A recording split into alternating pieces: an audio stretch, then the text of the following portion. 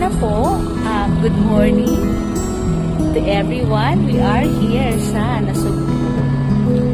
So, ito po ang ating project ng Santa Lucia, which is the Nasa Costa. Ito po ay may house and lot at meron din silang condos na doon. So, may access sa beach itong project na to. So, nakita niyo yan. So, pag ito naging okay na, so, magkakaroon na ng access ang mga residents dito going to the beach area. So, maganda siya. Kasi kompleto, di ba? Other than the beach area, nakita niyo yun ang condominium. So, ayan ang condominium. So, meron pa tayong mga available sa Tower 1 and 2, which is almost sold out na rin po.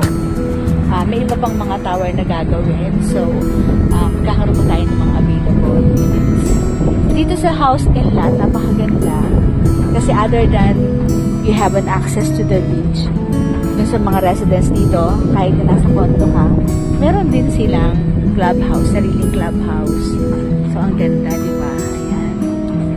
So, talagang ang dagat talaga